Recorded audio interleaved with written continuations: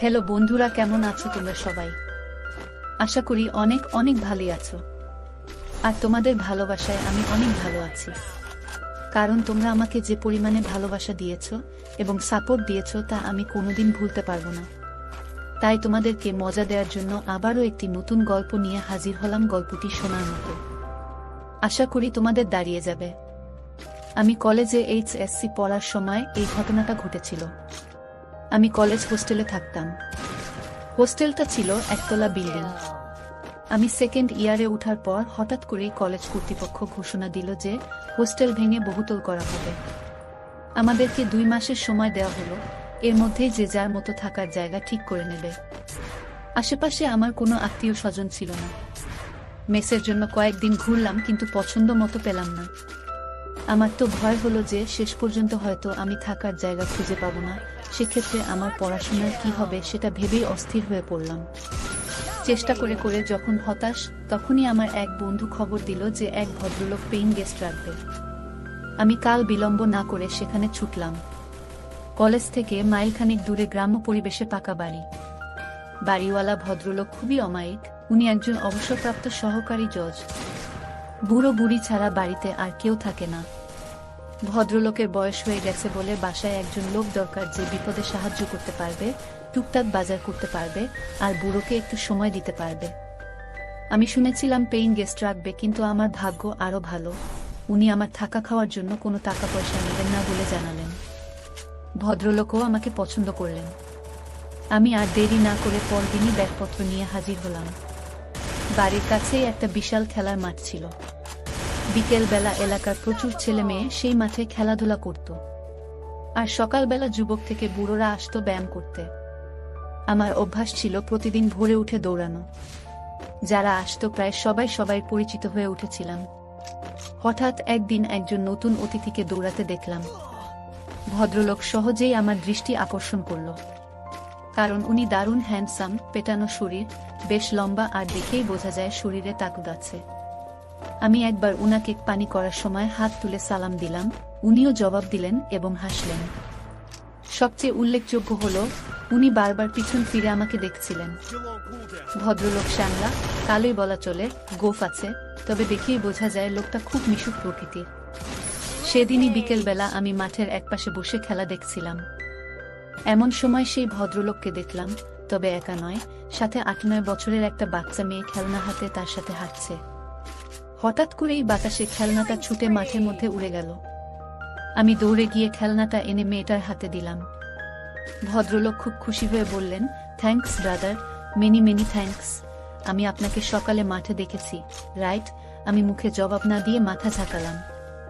উনি হাত বাড়িয়ে দিয়ে হ্যান্ডশেক করে বললেন, আমি মেজর সুবীর, আর্মিতে আছি, আর এ আমার মেয়ে মল্লিকা।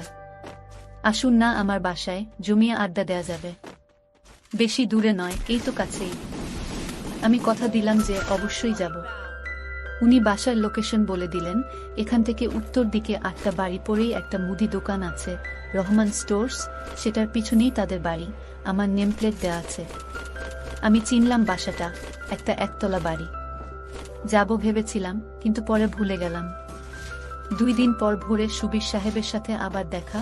তখন আর উনি আমাকে ছাড়লেন না, একেবারে সাথে করে বাসায় নিয়ে গেলেন। বাড়িটা উনার নয়, ওটা উনার শ্বশুর বাড়ি। উনার বউয়ের সাথে পরিচয় করিয়ে দিলেন। আমি সুবীর সাহেবের বউকে দেখে খুব অবাক হলাম। উনার সাথে মানায় না, শুধু বয়সে নয়, রূপেও রাত আর দিন পার্থক্য। উনার বয়স 50-এর কাছাকাছি, কিন্তু উনার বউয়ের বয়স 30-এর উপরে হবে না। মহিলার নাম রেনু। আমি তাকে রেনু আপা বলে ডাকতাম, কারণ ভাই বোন সম্পর্কের মধ্যে কেউ খারাপ কিছু খোঁজে না। রেনু আপা অপরূপ সুন্দরী, যে কোনো পুরুষের হার্টবিট বাড়িয়ে দেওয়ার মতো যথেষ্ট উপাদান তার আছে। রেনু আপা বেশি লম্বা নয়, 5 ফুট মতো হবে। মালা ওদের একমাত্র মেয়ে, ক্লাস 2-তে পড়ছে। নাদুস নুদুস নরম তুলতুলে সে, তবে গায়ের রং ওর বাবার মতোই কালো, আর উচ্চতায় মায়ের মতো খাটো। তবে ঝকঝকে সাদা দাঁতের হাসিটা দারুণ, সেই সাথে ওর চেহারাটাও বেশ মিষ্টি। সুবীর সাহেব এতদিন মিশনে ছিলেন বলে রেনু আপা মালাকে নিয়ে বাপের বাড়িতেই আছেন। ওদের আন্তরিকতা আমাকে মুগ্ধ করল। একদিনের পরিচয়ে এই অনাত্মীয় শহরে মনে হলো এরা আমার কতকালের চেনা আত্মীয়। আমি বেশ খানিকক্ষণ গল্প করলাম, নাস্তা না করিয়ে ছাড়ল না। আমার ক্লাস ছিল, সেই জন্য তাড়াতাড়ি চলে আসতে হলো। তবে সুবীর সাহেব আমাকে দিয়ে প্রতিজ্ঞা করিয়ে নিলেন যে সম্ভব হলে প্রতিদিন একবার যেন উনাদের সাথে দেখা করি। আমারও ভালো লেগে গেল, বিশেষ করে মেয়েদের আমার সবসময় ভালো লাগে। রেনু আপার মতো সুন্দরী আর মিশুক হলে তো কথাই নেই। সেদিনের পর থেকে রেনু আপার বাসায় যাওয়া আমার প্রতিদিনের ডিউটি হয়ে গেল, বিশেষ করে টিভি সিরিয়াল দেখার জন্য। তাছাড়া ভিসিআর আছে, মাঝে মাঝে হিন্দি ছবিও দেখা হয়। ছুটি শেষে সুবীর সাহেব তার কর্মস্থলে ফিরে গেলেন, তবে আমার যাতায়াত বন্ধ হলো না। সাধারণত আমি রাত 9টার দিকে যেতাম টিভিতে নাটক দেখার জন্য। মালা ইতিমধ্যেই আমার সাংঘাতিক ভক্ত হয়ে গেছে। আমি গেলে আমাকে ছেড়ে নড়তেই চায় না। আর সাংঘাতিক গা ঘেঁষা স্বভাব মেয়েটার। যতক্ষণ থাকবো আমার কোলে বসে থাকবে, না হলে পিঠে চাড়বে। আমি বেল বাজাতেই ছুটে এসে মালাই দরজা খুলে দেয়। আমি ঘরে ঢুকে সোফায় বসার সাথে সাথে আমার কাছে বসে গলা ধরে। আমি ওকে কাছে টেনে ধরি। মালা শুধু খিলখিল করে হাসে। রেনু আপা মাঝে মাঝে আমাকে বিরক্ত না করার জন্য মালাকে বকা দেয়, কিন্তু আমি আপাকে ওকে বকতে মানা করি। এভাবেই আমাদের দিনগুলি কাটতে থাকে। আমি দিনে দিনে রেনু আপার পরিবারের একজন সদস্য হয়ে উঠি। মেয়ে দুজনের সাথেই আমার সময় গাঢ় হয়ে ওঠে। তবে আমি একজন নারী লোভী হলেও মালার সাথে আমার সম্পর্ক ছিল একেবারেই নির্ভেজাল, স্বাভাবিক।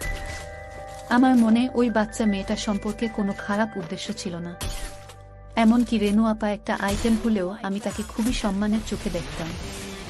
এক কথায় ওই পরিবারের সাথে আমি একেবারেই সুস্থ স্বাভাবিক একটা সম্পর্ক গড়ে তুলতে চেয়েছিলাম, কিন্তু আমার দুর্ভাগ্য আমাকে সেটা হতে দিল না।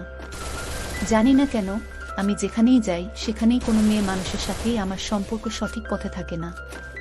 এখানেও থাকলো না। 4 মাস পরের কথা। তখন শীতকাল এসে গেছে। আমি সচরাচর বাসায় লুঙ্গি পরি এবং রেনু আপার বাসায়ও লুঙ্গি পরেই যাই। শীতের জন্য কয়েকদিন হলো গায়ে একটা চাদর জড়াচ্ছি। মালা যথারীতি আমার কোলে বসে এবং চাদরের ভিতরে ঢুকে পড়ে। মাঝে মধ্যে মালার নড়াচড়া এতটাই অস্বাভাবিক হয়ে পড়ে যে আমারটা গরম হয়ে ওঠে, কিন্তু আমি এই পরিবারের সাথে সম্পর্কটা নষ্ট করতে চাই না বলে খুব সাবধান থাকি, যাতে আমার দিক থেকে কোনোরকম দুর্বলতা প্রকাশ হয়ে না পড়ে।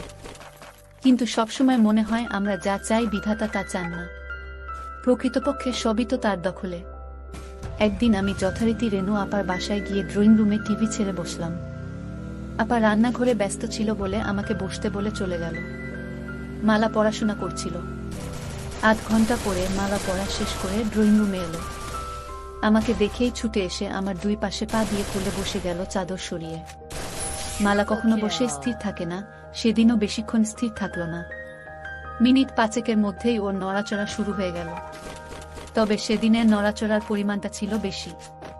আমি বললাম, কিরে অমন করছিস কেন? মালা বলল, আমার চুল কাচ্ছে। আমি বললাম, ঠিক আছে, তাহলে নিচে নেমে বস। আমার কথা শুনে মালা উঠে দাঁড়ালো আর আমি আমার পা দুটি সরিয়ে মালা আমার 2 পায়ের মাঝে সোফার উপরে বসলো। কিন্তু মালা সম্ভবত বুঝতে পেরেছিল যে সোফার মাঝখানে মোটা দড়ির মতো কিছু একটা আছে।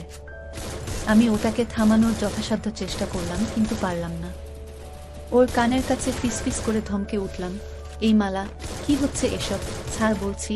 মালা তখন বলল, ছাড়বো না। তুমি শক্ত বানালে কেন? ছাড়বো না, কি করবে? আমি এবারে অন্য পথ চেষ্টা করলাম। বললাম, আপা দেখলে কিন্তু জবাই করে ফেলবে। মালা হেসে বলল, মাম্মি রান্নাঘরে তোমার জন্য পোলাও মাংস রাখছে, এদিকে আসবে না। আমি বললাম, তবুও এসব ভালো না। লক্ষ্মী মাম্মি ছাড়ো। মালা আরো জোরে ধরে বলল, না ছাড়বো না, আমার ধরে থাকতে ভালো লাগতেছে। আমার ধৈর্যের বাঁধ ভেঙে গেল, মাথার মধ্যে গোলমাল হয়ে গেল, আমার হিতাহিত জ্ঞান লোপ পেয়ে গেল। আমি স্থানকালপাত্র সব ভুলে গেলাম। আমি ফিসফিস করে বললাম, দেখ, তুই যদি আমারটা না ছাড়িস আমি কিন্তু তোরটা ধরবো। 1 সেকেন্ডও দেরি না করে মালা আমার চোখে চোখ রেখে হাসতে হাসতে বলে দিল, ধরো না, ধরো। আমি কি মানা করেছি নাকি? একেবারেই বাচ্চা একটা মেয়ে, যার কিনা সন্ধিক্ষণে পৌঁছানো এখনো অনেক বাকি, তার এরকম কাজ দেখে আমার টাস্কি লেগে গেল। একটু পর রেনু আপা এলো। আমি ভয় পেয়ে হাত সরিয়ে নিলেও মালা ছাড়ল না। যেহেতু আমাদের পুরো শরীর চাদরে ঢাকা ছিল, আপা কিছুই বুঝতে পারল না। আপা আমার জন্য গরম গরম খাবার তৈরি করে এনেছিল। আমার সামনে টি টেবিলে সেগুলি রাখতে লাগলো। নিচুতে টেবিলে খাবার রাখার জন্য আপাকে আমার সামনে অনেকখানি নুয়ে পড়তে হচ্ছিল। ওই দৃশ্য চোখে পড়ার সাথে সাথে আমার কেমন যেন অনুভূতি হলো। আমার চোখ সরাতে চেষ্টা করলাম, কিন্তু আমার অবাধ্য চোখ বারবার ঘুরে ফিরে চুম্বকের মতো ওদিকেই আটকে যাচ্ছিল। ভয় হচ্ছিল, বাই চান্স আপা যদি বুঝতে পারে তাহলে হয়তো ভীষণ রাগ করবে আর আমি অনেক কিছু থেকে বঞ্চিত হব। কিন্তু সৌভাগ্যক্রমে সেসব কিছু হলো না। আমি মালাকে নামিয়ে পাশে বসিয়ে দিলাম আর আপার আনা খাবার খেতে শুরু করলাম। শুক্রবার আমাদের কলেজ বন্ধ থাকে। প্রতি শুক্রবারই সকালে আমি রেনু আপার বাসায় যাই টিভিতে প্রোগ্রাম দেখার জন্য। সেদিনও ছিল শুক্রবার। আপা আমার জন্য চা করে নিয়ে এলো। আমি সোফায় বসা, আপা হামা দিয়ে টেবিলে চা রাখলো। সেদিন আপা সালোয়ার কামিজ পরেছিল। যখন আপা চায়ের কাপ রাখতে গেল তা দেখে আমার হার্টবিট বেড়ে গেল। আমি চা খেয়ে টিভি দেখতে লাগলাম। একটা সুন্দর ছবি হচ্ছিল। 11টার দিকে আপা নিজের কাপড় চোপড় নিয়ে ঘর থেকে বেরিয়ে গেল, সম্ভবত গোসল করার জন্য গেল। আমার গায়ে চাদর ছিল না, এজন্য মালা এতক্ষণ বিশেষ সুবিধা করতে পারছিল না। এবার মালা তার কাজ শুরু করে দিল। আমার কৌতূহল চেপে রাখতে না পেরে আমি জানতে চাইলাম, ও এসব কোথা থেকে শিখেছে। মালা প্রথমে আমাকে কসম খাইয়ে নিল যে আমি কাউকে এটা বলবো না। পরে বলল টিভিতে দেখে শিখেছে। আমি বললাম মানে? মালা বলল বাবা ছুটিতে আসার সময় ভিডিও ক্যাসেট নিয়ে আসে। অনেক রাতে ওরা যখন মনে করে আমি ঘুমাই গেছি তখন সেই ভিডিও দেখে, কিন্তু আসলে তো আমি ঘুমাই না। চুরি করে দেখি কেমন করে এসব কাজ করতে হয়। রেনু আপা চলে আসাতে আমরা চুপ মেরে গেলাম। মালা উঠে বাইরে চলে গেল। আমি টিভিতে মনোযোগ দিলাম। আমি যেখানে বসেছিলাম সেখান থেকে রেনু আপার ড্রেসিং টেবিল আড়ালে হলেও ড্রেসিং টেবিলের সামনে কেউ দাঁড়ালে সরাসরি তাকে দেখা না গেলেও আয়নার মধ্যে তাকে পরিষ্কার দেখা যায়। আমিও দেখতে পাচ্ছিলাম।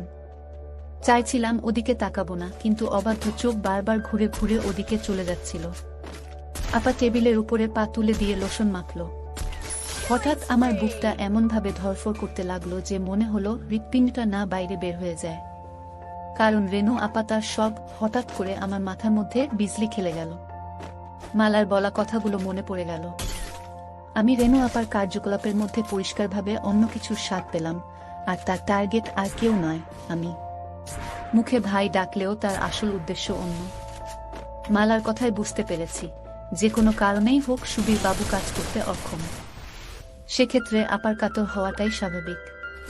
কিন্তু মালার সাথে আমি যেভাবে আটকে গেছি তাতে মামে দুজনকেই। না না, সেটা সম্ভব নয়। এটা আমি পারবো না। সিদ্ধান্ত নিলাম, হয় মালা না হয় আপা থেকে আমাকে দূরে থাকতে হবে। সেদিনের মতো আমি দ্রুত আপার বাসা থেকে চলে এলাম। পরের 2-3 দিন ইচ্ছে করেই আমি আপার বাসায় গেলাম না। পরের দিন বিকেল বেলা যখন আমি গেলাম আপা খুব রাগ করল। আমি অজুহাত দেখালাম যে সামনে পরীক্ষা, সেজন্য আসিনি, আর তাছাড়া আমার বাড়িওয়ালা আর তার বউ একটা নিমন্ত্রণ খেতে গেছে 3-4 দিনের জন্য, তাই বাড়ি ছেড়ে আসতে পারিনি। আমি সেদিনও তারা দেখালাম যে আমি বাড়িতে একা আছি, তাই বেশিক্ষণ থাকা যাবে না, চুরি টুরি হতে পারে, আমাকে তাড়াতাড়ি ফিরতে হবে।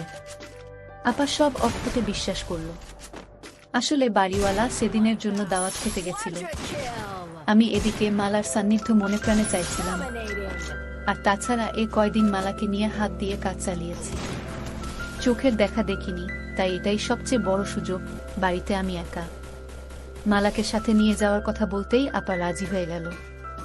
মালাও বোধ হয় এটাই চাইছিল, সেও খুশি মনে আমার সাথে চলে এলো। বাড়িওয়ালা দাওয়াত খেতে গেছে, আসবে সেই গভীর রাতে। আমি মালাকে ঘরে নিয়ে দরজা বন্ধ করে দিলাম। আগেই মালার জন্য কিছু চকলেট এনে রেখেছিলাম, সেগুলি ওকে দিয়ে আমি শুয়ে পড়লাম। মালা আমার উপর মাথা রেখে চকলেট খেতে লাগলো। মালা বলল, এ চকলেট মিষ্টি না, দেখি আমার আসল চকলেট খাই। সকল কাজটা সেরে আমি খুশি মনে মালাকে বাসার গেট পর্যন্ত এগিয়ে দিলাম।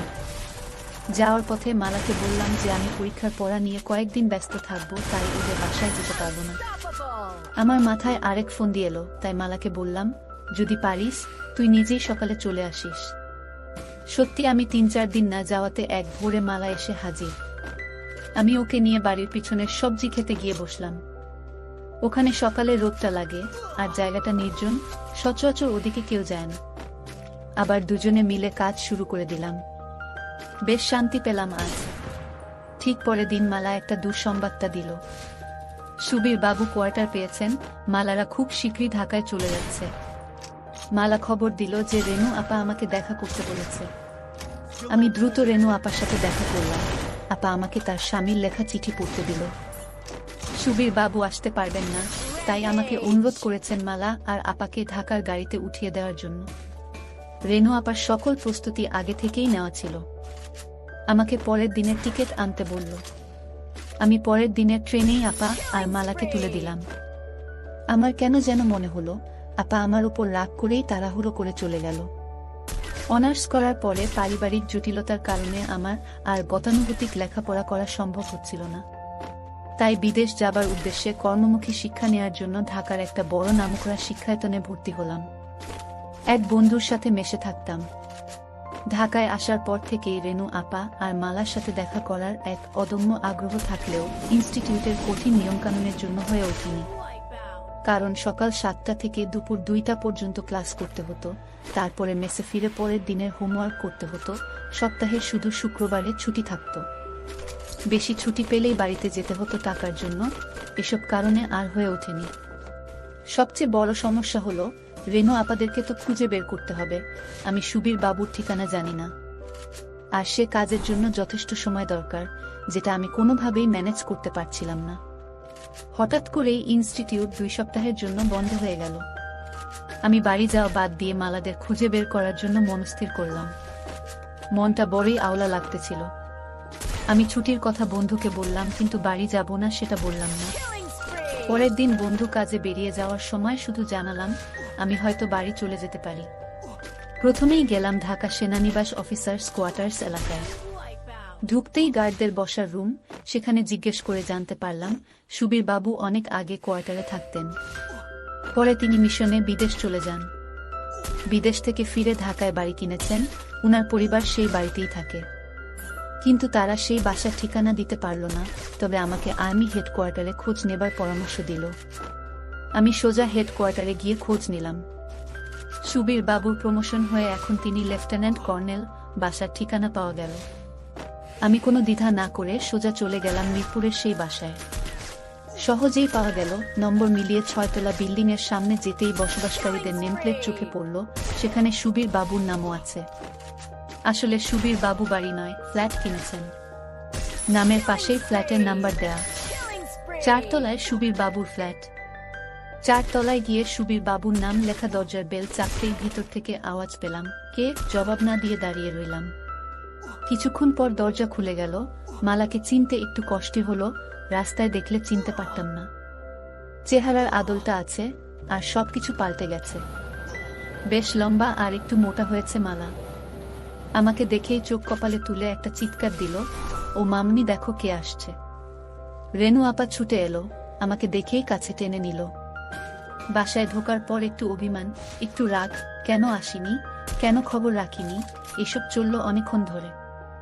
বিকেলে সুবীর বাবু ফিরেও এক চোট বকা দিলেন, কিন্তু আদরের সীমা নেই, যেন জামাই আদর।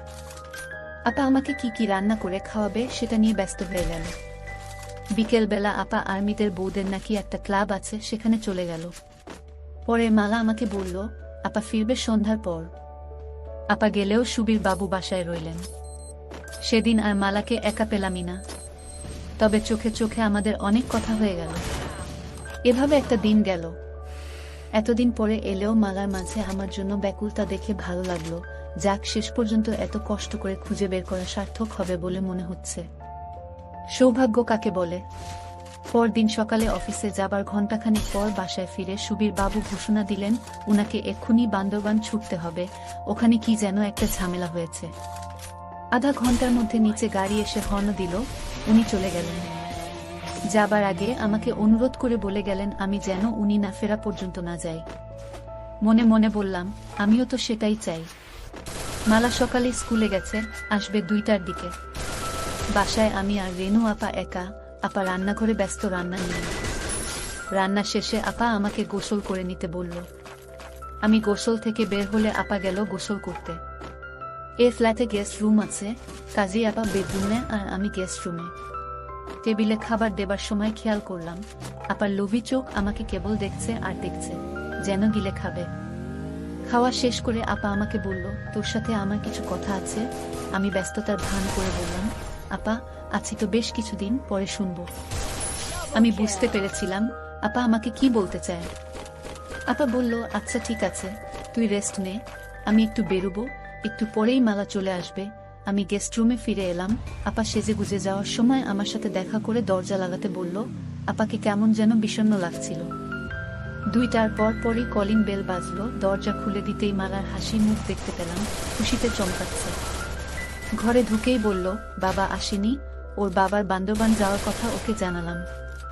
শুনে আরো বেশি খুশি হলো, আমাকে নিয়ে নাচতে লাগলো আর গান গাইতে লাগলো। মালা বেশ লম্বা হয়েছে। মনে হলো মাঝের এই 6টি বছর মালার কাছে 6টি দিনের মতো। মালা সেই আগের মতোই আছে, একটু বদলায়নি। আমাকে চকাশ চকাশ করে অনেকগুলি পাপ্পা দিয়ে বলল, মামা ওয়েট করো, আমি আসছি। মালা দৌড়ে ওর রুমে চলে গেল। স্কুল ড্রেস ছেড়ে স্কার্ট আর টি শার্ট পরে এলো। এসেই ঘোষণা দিল, মামা চলো আজ একসাথে গোসল করব। আমি অবাক হয়ে বললাম, বলিস কি? মালা বলল, হ্যাঁ, এটা আমার অনেক দিনের স্বপ্ন। তোমাকে নিয়ে আরো কত যে স্বপ্ন আমার এই ছোট্ট বুকের মধ্যে গেঁথে রেখেছি, সেটা তুমি কিভাবে বুঝবে? এতগুলি বছর পরে তুমি এলে, আর আমি তোমাকে প্রতিটা দিন মিস করেছি। মালা কাঁদতে লাগলো, চোখের পানি মুক্ত বিন্দুর মতো ঝরে পড়ছিল।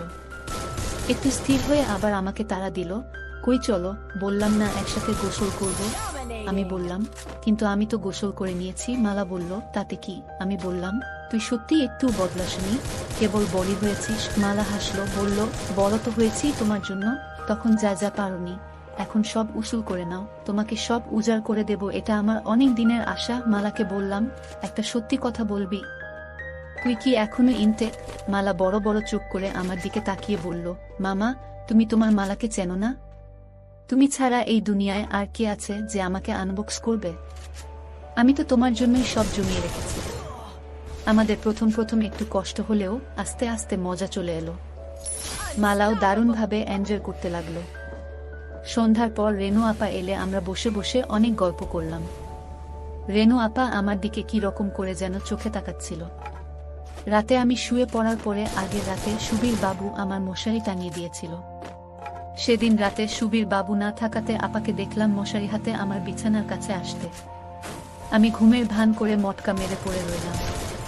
আপা প্রথমে লাইট অফ করে ডিম লাইট জ্বালালো, তারপর আমার পাশে খাটের উপর বসলো। কতক্ষণ বসে আপা কি যেন ভাবলো, তারপর উঠে মশারি টাঙিয়ে দিয়ে চলে গেল। সেদিন রাতেও আপা আমার পাশে বিছানায় অনেকক্ষণ বসে রইল। আমি জানতাম আপা কি চায়, কিন্তু ও যে মালার মা। আমি যদি মালাকে বিয়ে করতাম তাহলে রেনু আপা আমার শাশুড়ি হতো। আমি কিছু বলতেও পারছিলাম না আপা কষ্ট পাবে বলে, আবার মেনে নিতেও কষ্ট হচ্ছিল।